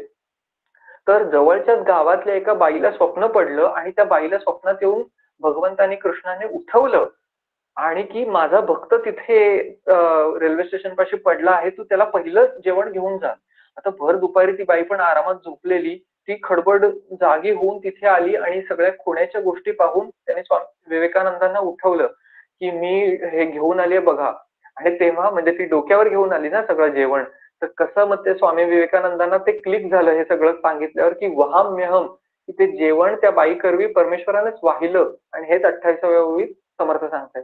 29 आणि 30 ओवी पुन्हा मार्मिक आहे, स्पष्टपणे जी व्याख्या केलेली आहे की ध्यान धरीन तो अभक्त. हे परमेश्वराचं अनुसंधान नाही ठेवलं तर आपण अभक्त आहोत, ध्यान धरील तोच भक्त. आणि पण आम्ही भक्त आहोत, आम्ही भक्त व्हायला हवं आणि ते ध्यान धरलं पाहिजे. त्याने काय होणार आहे तर उपासनेचे शेवटी देवा भक्त अखंड भेटी, अनुभवी जाणेल गोष्टी प्रत्ययाची. हा अनुभवीत खरा जाणता आहे आणि ते देवा भक्ताची अखंड भेट, जी तूट पडलेली आहे माझ्यात आणि देवात, ती अखंड भेट होण्याचं सामर्थ्य या अनुसंधानात आहे. म्हणून त्याच्यासाठी पहिली गोष्ट जाणत्याची संगती धरून प्रपंच नीट करून अंतःकरण शुद्ध करायचं आणि मग जाणत्या गुरुची कास धरून पुढचा टप्पा त्या देवाला ओळखायचं. हे दोन्ही विचार या समासातून आपल्याला शिकायला मिळतात. जय जय रघुवीर समर्थ. अमोद, छान झालं. आज पॉवर पॉइंट म्हणजे पीपीटी नव्हतं तुझं, पण तुझं तरीही नेहमीसारखेच सगळे पॉइंट्स पॉवरफुली मांडलेस तू. त्यामुळे त्याच तोडीचं झालं तुझं आजचं सुद्धा. सगळ्याच म्हणजे एकंदरीत खूपच बारकाईने सगळ्या समासाचा आढावा तू घेतलास, एक ओवीचा आढावा घेतला आहेस. प्रापंचिक अंगाचा जो उपदेश आहे तो थोडक्यात म्हणजे उत्तम आपलं कर्म झालं पाहिजे हे सांगितलं. डॉक्टर काका नेहमीच म्हणतात की आपलं काम आपण चोखच केलं पाहिजे. आपल्या कर्तव्यात कुठेही आपण कसूर करता कामा नये. ते खूप छान पद्धतीने सगळं सांगितलं. जाणत्याकडे नेमकं काय शिकावं आणि जाणत्याचं नुसतंच त्यांच्याकडे ते ज्ञान घेणं नाही, तर त्यांच्या व्यक्तिमत्वाचाही अभ्यास करून आपण काय-काय घेऊ शकतो, याच्याविषयी तू बोलताना खूपच छान-छान उदाहरणं दिली, अनेक उदाहरणं दिलीस आणि अतिशय छान उदाहरणं दिलीस ती सगळी. खूप छान झालं तुझं आत्ताचं चिंतन. शेवटची विवेकानंदांची जी गोष्ट सांगितली ती पण अतिशय समर्पक पद्धतीने सांगितलीस. छान हे झालं. यानंतर आपल्याला आपल्या दोन्ही आचार्य मार्गदर्शन करतील. मी त्यांना विनंती करते की त्यांनी सुरुवात करावं. माधुरीताई. जय जय रघुवीर समर्थ. गणेश शारदा चैव सद्गुरु सज्जनस्तथा आराध्य दैवतं गुह्यं सर्वमे रघुनंदनः. परमपूज्य डॉक्टर काकांना साष्टांग नमस्कार करते. समर्थांना साष्टांग नमस्कार करते. आदरणीय अलकाताईंना सादर नमस्कार करून सर्व साधकांना सप्रेम अभिवादन करते. सौ निशी आणि आमोद या दोघांचेही चिंतन ऐकले. अतिशय सुंदर पद्धतीने दोघांनीही चिंतन प्रगट केले आहे. निशीने बहुदेव स्थान निरूपण या समासावर अतिशय उत्कृष्ट पद्धतीने त्याचे 4 भाग करून त्या 4 भागांमध्ये कशा पद्धतीने तो समास समर्थ आपल्याला काय काय सांगताहेत हे अतिशय अप्रतिमरित्या सांगितले आहे. समर्थ या समासामध्ये अनेक देवदेवतांची उपासना लोक करतात आणि लोक आपल्याच देवाला श्रेष्ठ मानतात. परंतु खरा देव जो आहे किंवा थोरला देव ज्याला तुकाराम महाराज म्हणतात, समर्थ म्हणतात, त्या खऱ्या देवाला, त्या थोरल्या देवाला मात्र लोक विसरून जातात आणि मग केवळ त्या देवांची पूजा करूनच पूजा करण्यातच अडकून पडतात.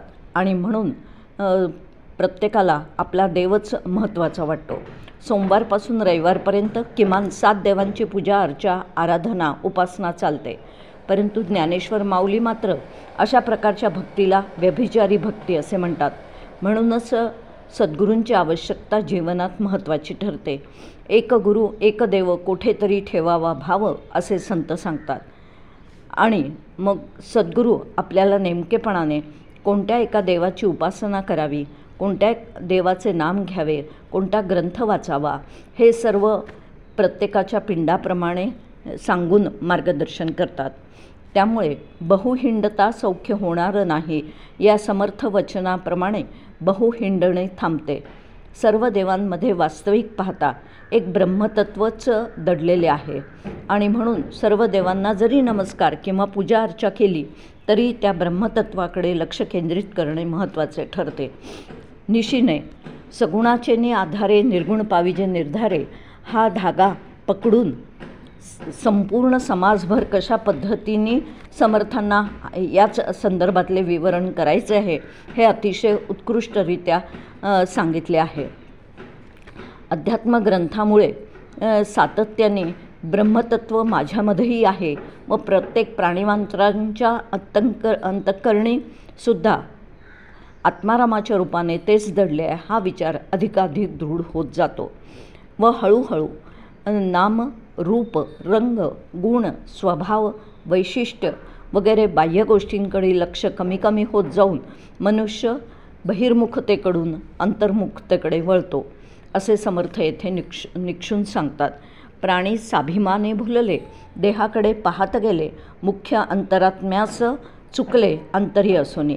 वास्तविक पाहता देहाचा अभिमान म्हणजेच मी देह आहे ही भावना अंतःकरणात घट्ट धरून ठेवली आणि त्यामुळे सातत्याने आमचे लक्ष वरवर असलेल्या देहाकडे आणि देहाच्या संबंधात असलेल्या नामरूप गुण स्वभाव वगैरे गोष्टींकडे जाते आणि खऱ्या अर्थाने या उपाधी माझी गुप्त चैतन्य असे सर्वगत जे तत्त्वज्ञ संत स्वीकारती ही सूक्ष्म दृष्टी आमची विकसित होत नाही. ज्ञानेश्वर माऊली या संदर्भात तेच सांगतात की वास्तविक पाहता प्रत्येक प्राणीमात्रांमध्ये तोच परमात्मा दडलेला आहे आणि तोच खरा देव आहे आणि त्यासाठी अंतर्निष्ठ अंतर्मुख होऊन आपली दृष्टी विकसित करण्याची फार गरज आहे. सर्व भूतमात्रांच्या ठिकाणी असलेली अंतरात्म्याची सत्ता तेवढी सत्य व माझ्या देहासकट असलेले सर्व दृश्य विश्व मिथ्या आहे हा दृढ निश्चय होणे फार गरजेचे आहे. देवांची पूजा अर्चा, एखाद्या ग्रंथाचे पारायण, पोथीचे पारायण, भजन, नामसंकीर्तन, तीर्थयात्रा, उपासतापास, व्रतवैकल्ये करणे म्हणजे बाह्य उपासना किंवा बाह्यांग साधन म्हणजेच बहिर्मुखता होय. पण अंतर्मुखता म्हणजे विशेष करून तिथे विचारांची साधना असते. खऱ्या अर्थाने जीवाचे, ईश्वराचे, जगताचे आणि ब्रह्माचे स्वरूप समजावून घेऊन हळूहळू वरवरच्या बाह्यांग उपासनेतून अंतरंग उपासनेकडे वळता यावे. म्हणजेच श्रवण, मनन आणि निधिध्यासन अशा प्रकारचा राजमार्ग आम्हाला अवलंब करता आला पाहिजे. याचा अर्थ बाह्य उपासना सोडावी असे नाही, परंतु ब्रह्माचे सत्यत्व, देहादी जगताचे मिथ्यत्व व जीवाचे ब्रह्मत्व या सूक्ष्म विचारांवर लक्ष केंद्रित करता आले पाहिजे. समर्थांनी या समासामध्ये ज्या 2 ओव्या विशेष करून सांगितल्या आहेत त्या अशा: सकळ देवांचे मूळ तो हा अंतरात्माची केवळ, भूमंडळी भोग सकळ त्यासीच घडे. अर्थात सगळ्या देवांचे मूळ जर कोण असेल तर तो म्हणजे अंतरात्माच आहे. देवादी अवतार जे काही आहेत ते येतात आणि जातात, पण अंतरात्मा मात्र येत नाही आणि जातही नाही. आणि सर्व या देवांचा मूळ जर कोण असेल तर तो म्हणजे आत्माराम किंवा अंतरात्माच आहे. आणि म्हणून त्या ठिकाणी अंतरात्म्याकडे लक्ष केंद्रित करून साधारणतः संसारात वागणे फार सावधपणे वागण्याची गरज आहे. या समासातील 19व्या ओवीत समर्थ आम्हाला अधिक जागृत करतात आणि ते असं म्हणतात की त्या ठिकाणी कीर्ती किंवा अपकीर्ती, उदंड निंदा, उदंड स्तुती, सर्वत्रांची भोगप्राप्ती अंतरात्म्यासीच घडे. आम्ही एखाद्याची केलेली कीर्ती किंवा अपकीर्ती अथवा निंदा किंवा स्तुती हे सर्व भोग जे काही आहेत हे त्या व्यक्तीला जात नसून अंतरात्म्यालाच पावतात. थोडक्यात म्हणजेच आम्ही मूळतः निर्विकारी असलेल्या अंतरात्म्यास आम्ही नावे ठेवत असतो आणि म्हणूनच हळूहळू ह्या सगळ्या गोष्टी आमच्या कमी कमी करत आणणं ही सुद्धा एक प्रकारची साधनाच आहे. आणि म्हणूनच सातत्याने अनुसंधानासारखे साधन आम्हाला सतत सांभाळता आले पाहिजे. अर्थातच सातत्याने त्या ईश्वराने निर्माण केलेल्या या जगामध्येच सर्व प्राणी मात्र त्याचेच अंश आहेत या दृष्टिकोनातून त्यांच्याकडे पाहता येणे आणि त्यांच्याशी व्यवहार आम्हाला करता येणे फार फार गरजेचे आहे. या समासामध्ये अंतर्निष्ठ तितके तरले आणि अंतर्भ्रष्ट तितके बुडाले, बाह्याकारे भरंगळले लोकाचारे असं समर्थ आम्हाला सांगताहेत. आणि म्हणून आम्ही सातत्याने अंतर्निष्ठ होण्याचा सतत प्रयत्न करूया. अंतर्भ्रष्टता बाजूला सारून दूर करून बहिर्मुख लोकाचाराच्या नादी न लागता त्या ठिकाणी सातत्याने अंतर्मुख होण्याची गरज आम्हाला आहे आणि तशा प्रकारे आम्ही होण्याचा सातत्याने प्रयत्न करावा.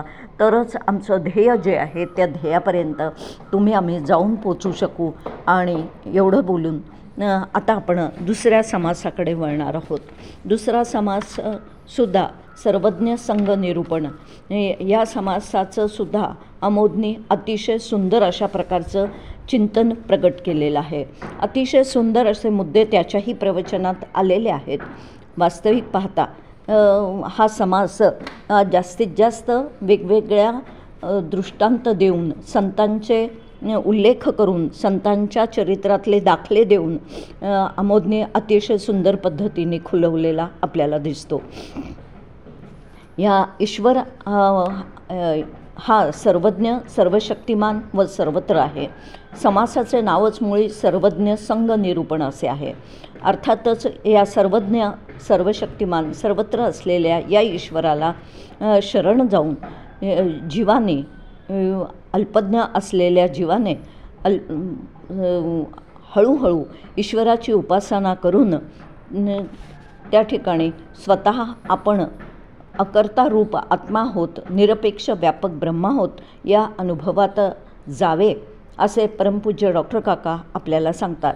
व त्यासाठी सर्वज्ञ ईश्वराची उपासना कशी करावी हा विचार समर्थ 24व्या ओवीपासून 30व्या ओवीपर्यंत करताना दिसतात. व्यवहारात काय किंवा परमार्थात काय, सातत्याने आम्हाला जाणत्याची संगत धरणे फार गरजेचे आहे. व्यवहारात सुद्धा जाणत्याची संगत धरली तर आमचा प्रपंच देखील व्यवस्थित होतो आणि परमार्थात देखील जाणत्याची संगत अतिशय आवश्यक असते.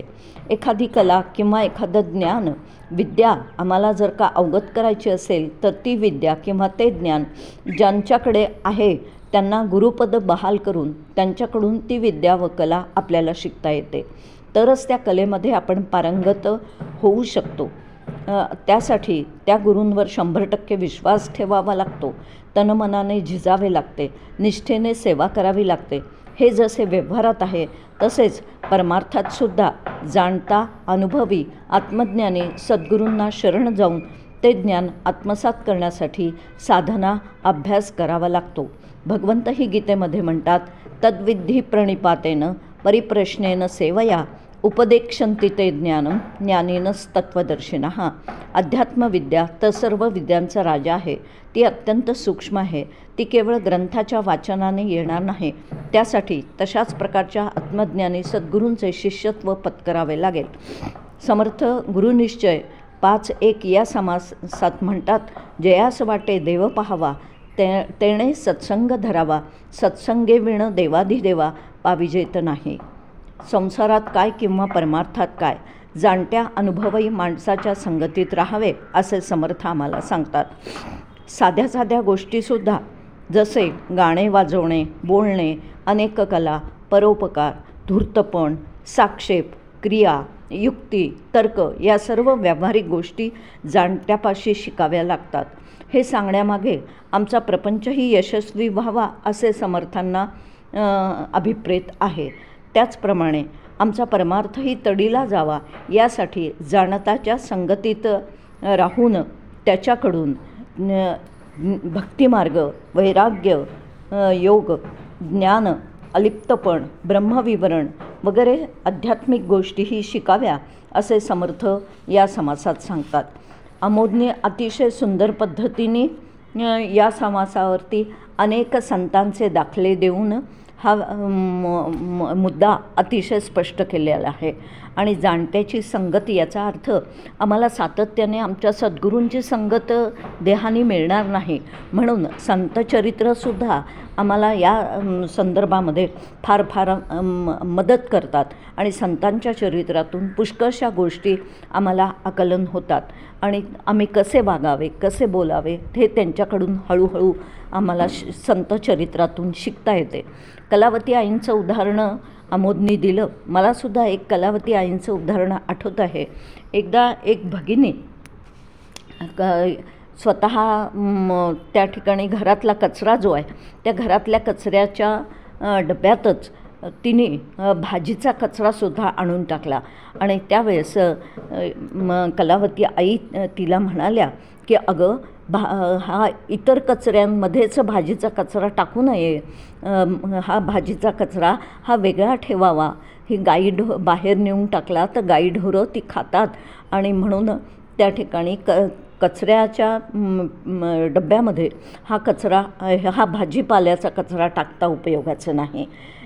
जे आज आमच्या आदरणीय पंतप्रधान मोदीजींनी सुका कचरा आणि ओला कचरा या संदर्भामध्ये जे सातत्याने मार्गदर्शन केलेलं आहे आणि तशा पद्धतीने अंमलबजावणी केली आहे, ती कलावती आईंनी कितीतरी आधीपासूनच हा विचार त्या ठिकाणी सांगितला होता.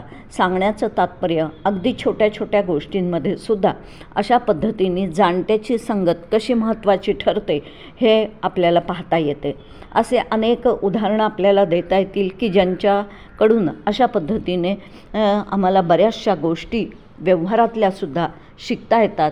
आणि त्याचबरोबर आम्हाला परमार्थातल्या गोष्टींसाठी तर जाणत्याची संगत अत्यंत आवश्यक असते.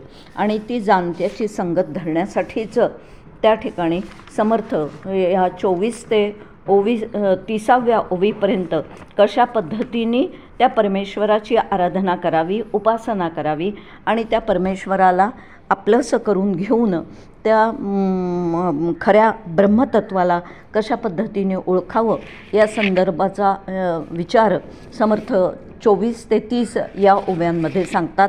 आणि ते असं म्हणतात की सातत्याने परमेश्वराचे गुणानुवाद अखंड करावा संवाद, तेणेकरता आनंद उदंड होतो. सातत्याने परमेश्वराचाशी संवाद करता आला पाहिजे. ज्याप्रमाणे आपण एखाद्या मित्राशी मैत्रिणीशी संवाद करतो त्याचप्रमाणे देवाशी संवाद करावा. त्याला सर्व गोष्टी निवेदन कराव्यात. तुकाराम महाराज असं म्हणतात, सुख देवाला मागावे, दुःख देवाला सांगावे. म्हणजेच सुख आणि दुःखात त्याचीच आठवण ठेवून सातत्याने परमेश्वराचे गुणानुवाद करीत जावा. मग तो कधी लेखनाच्या माध्यमातून करावा, कधी एकमेकांशी बोलण्याच्या माध्यमातून, कधी कीर्तन प्रवचनाच्या माध्यमातून, कधी स्तुती आणि स्तोत्रे गाणे या माध्यमातून, तर कधी भजनाच्या माध्यमातून, तर विशेष करून ध्यानाच्या माध्यमातून भगवंताशी अनुसंधान ठेवण्याचा प्रयत्न सातत्याने करीत राहावा असं समर्थ आवर्जून या समासात आम्हाला सांगताहेत. आणि भागवतामध्ये सुद्धा सगुण ध्यानापासून सुरुवात करावी आणि सगुण ध्यानाने मन एकाग्र तर होतेच होते, पण मन त्या भगवंताशी जोडल्याचा परिणाम म्हणून ते पवित्रही होत जाते. आणि पवित्र असलेले मनच पवित्र असलेल्या आत्म्याचा वेध घेऊ शकते. या दृष्टिकोनातून सगुणाचं ध्यान करता करता निर्गुणाचे चिंतन अर्थात ध्यानसुद्धा आम्हाला करता येऊ शकते. आणि त्यासाठी सतत त्या ईश्वराचे भान आपल्याला राहिले पाहिजे. चाले हे शरीर कोणाची ये सत्ते, कोण बोलविते हरिवेण, देखवी ऐकवी एक नारायण, तयाचे भजन चुको नये, वृक्षाचेही पानं हाले त्याची सत्ता, राहिली अहंता मग कोठे. सातत्याने अशा प्रकारे ईश्वराचं अनुसंधान ठेवण्याचा जर का प्रयत्न केला आणि प्रत्येकामधला ईश्वर तत्व पाहण्याचा अभ्यास जर का केला, तर हळूहळू समर्थ म्हणतात त्याप्रमाणे उपासनेचे शेवटी देवाभक्ता अखंड भेटी अनुभवी जाणेल गोष्टी प्रत्ययाची. अशा पद्धतीने उपासनेचा शेवट ही देव आणि भक्त किंवा उपासक यांची एकरूपता झाली पाहिजे हे समर्थांना या समासात विशेषत्वाने सांगायचे आहे. तसं आमच्याकडनं घडू देत अशी समर्थांजवळ प्रार्थना करून सद्गुरूंच्या चरणी झालेलं चिंतन समर्पित करते. जय जय रघुवीर समर्थ. जय जय रघुवीर समर्थ. समर्थ सद्गुरू दोघांच्या चरणी साष्टांग वंदन करते.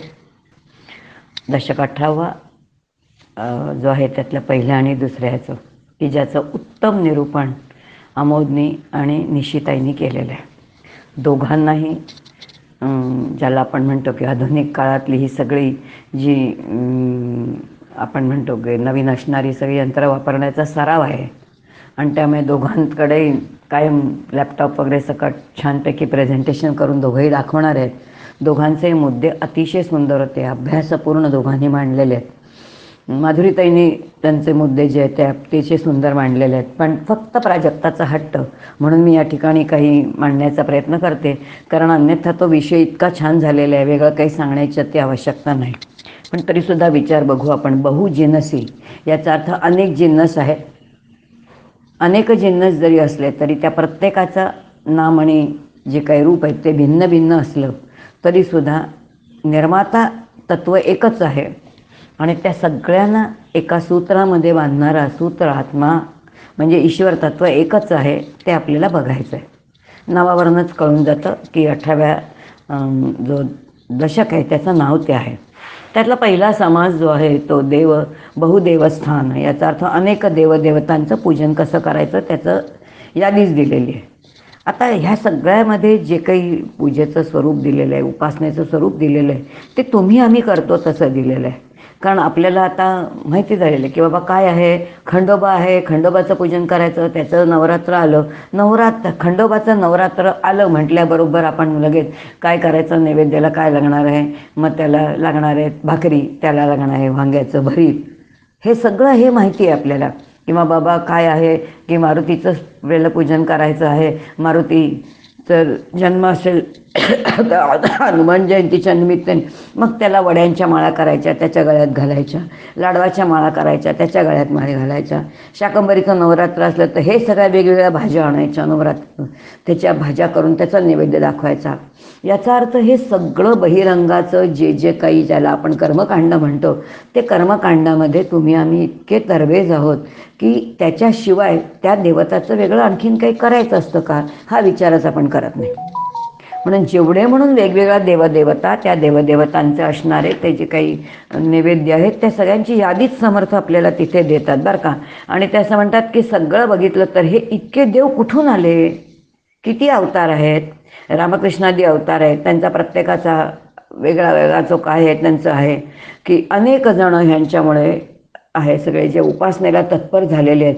इतके देव, जेवढे गाव, ते प्रत्येक गावामध्ये तेवढे देव, किती जणांच्या, किती कुलस्वामीने, किती नावं. आदिशक्ती तर एकच आहे, पण एक आदिशक्ती असणारी तिची नावं किती आहेत, याचा अर्थ तिच्या कर्मानुसार तिला मिळालेली नावं आणि त्यानुसार लोक तिची उपासना करतात. हे सगळं जरी असलं तरी कुठेतरी आपण त्या बहिरंगामध्ये न रंगता मुळामध्ये उपासना केल्यानंतर त्याचं जे काही फळ मिळतं ते फळ, ही सगळी उपासना आहे. जसं पत्रं पुष्पं फलं तोयम, जे काय आपण घालतो ते सगळं एकाच परमात्म्याला प्राप्त होतं. आकाशातं पतितं यथा गच्छति सागरम, याप्रमाणे सगळी उपासना एका अंतरात्म्याला जाऊन मिळते. आणि अशा अंतरात्म्याचं स्मरण करून करणारे मात्र किती आहेत तर ते अत्यंत कमी आहे. म्हणजे नेमकं जे काही आहे ते बहिरंगाची उपासना करणारे सगळे आहेत. नैवेद्य, पारायण करणे, हार घालणं, तुरे घालणं, ह्या सगळ्यामध्ये तुम्ही आम्ही इतके दंगलेले असतो. या सगळ्या पाठीमागे नेमकं आत्म्याची असणारी प्रेरणा, आत्मस्वरूपाची प्रेरणा आणि मग त्या तिथपर्यंत जाणं हा विचारच आपल्यापर्यंत येत नाही. आणि या अशा आत्मस्वरूपाचा की ज्याच्यामुळे विश्वालाच अस्तित्व आहे त्याच्याकडे नित्य पाहणं आणि त्याच्या अनुसंधानामध्ये राहणं, असा कोणी या भूमंडळावरती आहे का? असतीलच तर ते संत असतील, ज्ञानी असतील, पण ते फार कमी आहेत. आणि असं ते जे आपल्या स्वस्वरूपाचं अनुसंधान ठेवतात ते मात्र कसे आहेत तर ते अंतर्नष्ट आणि ते ज्ञानी आहेत. ते अशा प्रकारचं जे आहे ते अनुसंधान ठेवू शकतात. आणि मग असे जे आहेत ते अत्यंत अल्प लोक आहेत, त्यांचा अधिकार वेगळा आहे. आणि असे तुम्ही कसे व्हा, अधिकार संपन्न व्हा.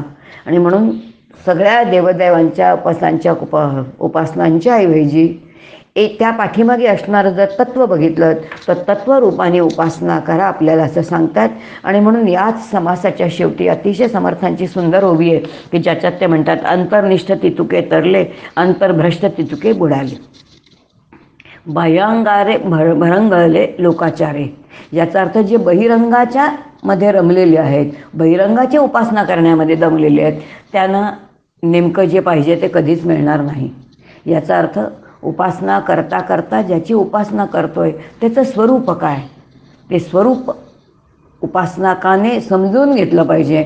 आणि उपासकाने समजून घेऊन केलेली उपासना याला श्रुतिमौली म्हणते. यदेव करोती विद्यया करोती तत् वीर्यवत्तर भवती. जे जाणीवपूर्वक केलेली उपासना आहे ती एका विशिष्ट उंचीवरती जाते आणि ती कशी होते तर ती एका जी दर्जेदार उपासना होते. हा पहिला जो आहे समास, त्याचं जेवढे चिंतन आपण केले. दुसरा जो आहे तो बहुजिन्सी आहे. खूप छान आहे बरं का. जाणत्याची संगत धरावी. सुरुवातीला समर्थ म्हणतात जाणत्याची संगत धरावी. आपण कोणाच्या संगतीमध्ये राहावं ह्याच्यावरती आपलं जीवन अत्यंत जीवनाचे यश अवलंबून असतं. अनेक वेळेला आपण हा विचार बघितला की जीवनामध्ये 3 प्रकारची संगत आहे. एक सत्संगत आहे, एक दुःसंगत आहे, एक विसंगत आहे. विसंगती शांतप्रमाणे सहन करावी आणि सत्संगती जीवनातली कोणतीही किंमत देऊन ती आपण स्वीकारायची आहे. मग आता जो जाणता आहे तो ज्ञानी आहे. त्या ज्ञानाचे म्हणजे प्रत्येक गोष्टीमध्ये समर्थ काय काय म्हणतात बघा. जाणत्यापाशी गाणं शिकावं, जो जाणणारा आहे त्याच्यापाशी वादन शिकावं, जो जाणणार आहे त्याच्यापाशी आलाप कसे घ्यायचे, सूर ताना कशा घ्यायचे त्याच्याकडून. मग आता जे जे औषध घ्यायचं असेल तो वैद्य पण जाणता असला पाहिजे. आता तुम्हाला जर वैद्यच व्हायचं असेल तर ती नाडी परीक्षा कशी करायची त्याच्यासाठी पुन्हा वैद्याच्या चरणी जावं लागेल. कथा कोणाच्या ऐकायच्या याचा अर्थ जो साधक आहे त्याच्या कथा ऐकायच्या. कोणाचं ऐकणं इथे जाणता याचा अर्थ केवळ शब्दज्ञान असं आहे असं नाही. शब्दज्ञानाचं ज्ञान त्याच्यापाशी आहेत पण त्या शब्दज्ञानाबरोबर त्याचा अनुभवामध्ये पण रूपांतर झालेलं आहे. म्हणून असा जो आत्मज्ञानी आहे तो आत्मज्ञानी जो आहे तर त्या आत्मज्ञानाच्या पाशी आपल्याला या सगळ्या गोष्टी शिकायच्यात असं समर्थ म्हणतात. आणि मग लौकिकातल्या ज्या काही गोष्टी आहेत म्हणजे व्यावहारिक गोष्टी पण त्याच्यापाशी शिकायच्या आहेत आणि त्याचबरोबर पारमार्थातल्या गोष्टी पण त्याच्याकडूनच शिकायच्या. मग परमार्थामध्ये त्यांच्याकडून अंतरंगाचा सगळा प्रांत कसा काय समजून घ्यायचा. आणि म्हणून एखादे ज्ञानी जे आहेत ते कसे आहेत. खरा आत्मज्ञानी जो आहे तो अत्यंत काय करणार आहे तर जो खरा ज्ञानी तो भक्तही असतो आणि तो अखंड कर्मही करत असतो. मग त्याचं सातत्याने केलेलं कर्म म्हणजे तो जो साक्षेप आहे प्रयत्नवाद आहे तो आपल्याला शिकावा लागेल. त्याचा तर्क कसा आहे काय प्रकाराने. इतकी बुद्धी सूक्ष्म असते ज्ञानी लोकांची. मग तो तर्क त्यांच्याकडे कसा शिकणं आहे. मग ह्या गोष्टी आपल्याला शिकायच्यात ज्ञानी लोकांकडून, संतांकडून, सद्गुरूंकडून. आणि म्हणून कोणाच्या चरणी राहायचं तर आपलं सगळं आयुष्य जे आहे ते संतांच्या, ज्ञानांच्या किंवा सद्गुरूंच्या चरणाच्या इथे आपण व्यतीत करावं. प्रत्यक्ष शरीराने शक्य नसेल तर अंतःकरणाने तरी आपल्याला तिथे सहज राहता येतं.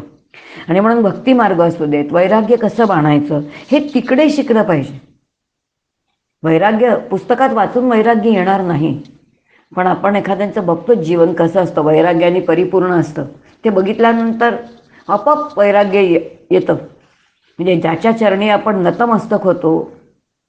विज्ञान खूप छान सांगतं बरं का. शरीराने जेव्हा नतमस्तक होतो तेव्हा ज्याच्या पुढे आपण वाकलेलो असतो तो साहजिकच आपला हात त्याच्या पाठीवरती ठेवतो. मानवी देहाचा पुढचा भाग देण्यासाठी आहे तर मागचा भाग घेण्यासाठी आहे. पाठीवरती ठेवलेला हात याचा अर्थ त्यांच्या गुणांचं अवतरण कुठे होतं ते साधकामध्ये होतं. मग ते वैराग्य हळूहळू आपल्या अंतरंगामध्ये येतं. म्हणून काय करायचं तर जाणत्यांच्या पाशी या सगळ्या गोष्टी शिकायच्या आहेत आणि सगळं त्यांच्याकडे लौकिक पारलौकिक काय काय आहे ते समजून घ्यायचं. आणि हे सगळं करताना लक्षात येईल की प्रत्यक्ष साधन इथे समर्थ आपल्याला सांगतात की काय आता दुसरा कोणता परमात्मा आहे. जर सद्गुरूंसारखा एखादा समोर सद्गुरूंसारखा असता पाठीराखा इतरांचा रेखा कोण करी. सद्गुरू वाचून दुसरं दैवत नाही. एक राम आहे खरा जिथे गुरु परंपरा असं जर समर्थ म्हणत असतील तर मग हाच जे काही तत्व हे जे तत्व आहे की जो कसा आहे तर संपूर्ण विश्वामध्ये व्यापक असणारा हाच परमेश्वर आहे. आणि याच परमेश्वराने विश्वाची निर्मिती केली. मग आता विश्वाची निर्मिती केली याचा अर्थ या नवीन विश्वाकडे बघण्याची मला नवी दृष्टी दिली. मग ह्या जगदीश्वराने सगळ्याची निर्मिती केली पण तो त्याच्यापासून वेगळा आहे कारण त्याच्याकडे अनासक्ती आहे. आता हे ज्याच्या चरणी बसलोय त्यांच्या चरणी असणारी अनासक्ती आपल्याला शिकायची किंवा नाही हे सगळं आपल्याला शिकायचं आहे बरं का. आता लक्षात येईल की प्रत्यक्ष जीवसृष्टी निर्माण करणारा ईश्वर मात्र कुठेच दिसत नाही. तो करू न करता आहे.